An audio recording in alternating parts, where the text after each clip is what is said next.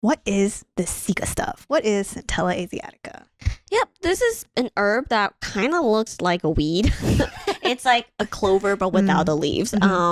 They are actually, they're not uncommon at all. They're grown over Asia and especially in more humid climates. And because they're very common, there's a lot of roots in using it in traditional medicine. I will say, side note, if you go to Vietnamese restaurants, sometimes they serve it as a drink.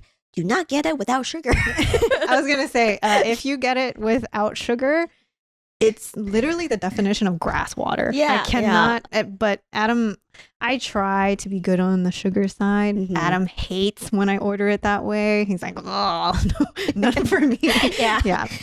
It's pretty refreshing if you get it with sugar. So same thing. There was one time I went and I was like, I should be better about my sugary drinks. No sugar for me. I got it. I was like, I might as well go grazing outside. That's what it tastes like. But some of it's great. I've recently seen evolutions of this drink. I do want to put it out there where they now are putting it with coconut juice and coconut meat. Yum. It is so good. Oh, that sounds so yummy. If you find that, highly recommend for a healthier beverage. Yeah.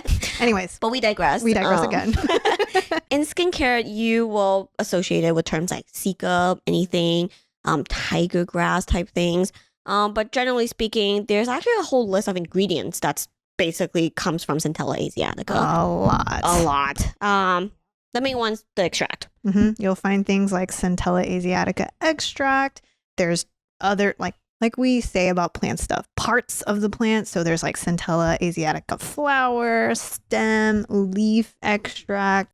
But like all plant stuff, we love the isolates. We like the actual molecules that are linked to the properties, the skin benefits that you hear about. So we like things like metacasticide. That's actually one of our favorites. Yeah, there's the main compounds that's isolated and identified in Centella asiatica are metacasticide, metacassic acid, asiaticoside, asiatic acid. Sometimes you'll see it on your ingredient list along with the extract. Sometimes you only see extract, and all these things, all things Centella kind of became trendy because of a series of more animal models where they looked at it for wound healing.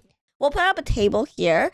There's a whole series of tests that dated back to like 99 when they started looking at its potential to accelerate wound healing and kind of benefit in terms of anti-inflammation there. You can see from the review paper that there's like a whole series of tests there.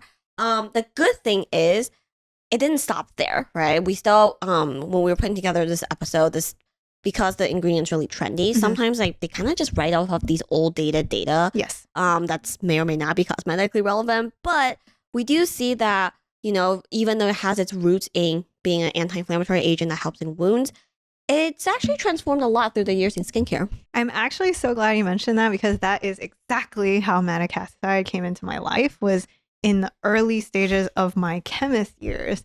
That was how it kind of entered onto my radar, and one of the things I had to look at was metacasticide. But the problem was at the time is all the data was in wound healing, so it felt like a extrapolation, because we always say like wound healing sounds like a pretty cool skin benefit, but it doesn't actually mimic